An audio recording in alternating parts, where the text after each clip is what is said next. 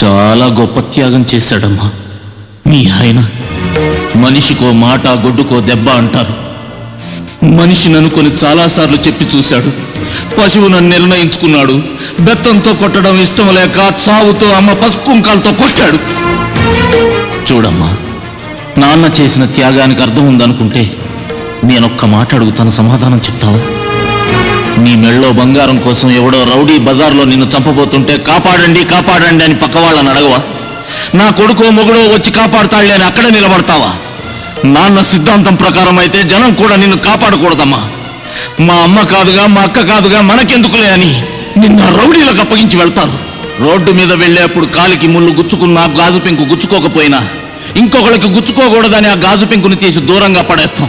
అంతేగాని మనకెందుకులే అని వెళ్ళిపోంగా ఇంటి ముందు కడుక్కునేవాడు వచ్చి మాతాకవళం తల్లి అంటే ఇంత అన్నం ముద్ద పెడతామే. అలాంటిది సాటి మనిషి ప్రాణాలు పోతుంటే కాపాడడం తప్ప అమ్మా? తప్పని ఎవడికి వాడు తప్పించుకుపోతే ఈ దేశంలో రాత్రే కాదమ్మా, పట్ట పగలు కూడా నడి రోడ్డు మీద ఆడది తిరగలేదమ్మా.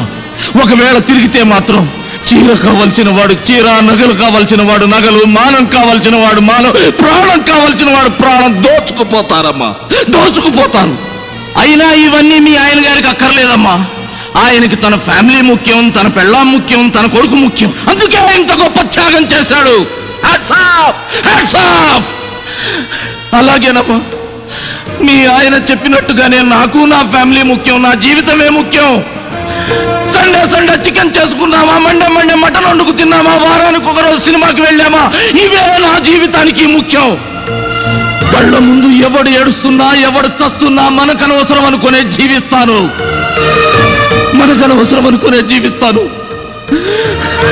కుటుంబ బాధ్యతల్ని పట్టించుకోకుండా తిరిగే ఒక తాగుబోతుకి తిరుగుబోతుకి వేసినట్టు మీ ఆయన నాకేసిన శిక్షని బాధ్యతగా ఫీల్ అయి చీము నెత్తురు చచ్చిన వాడిలా, కండ బలం ఉండి కుంటివాడిలా, గుండె బలం ఉండి గుడ్డివాడిలా, బండ రాయిలా బ్రతుకుతానమ్మా. మీ ఆయన ఆత్మకి సంతృప్తిని కలిగిస్తాను, సంతృప్తిని కలిగిస్తాను, సంతృప్తిని కలిగిస్తాను.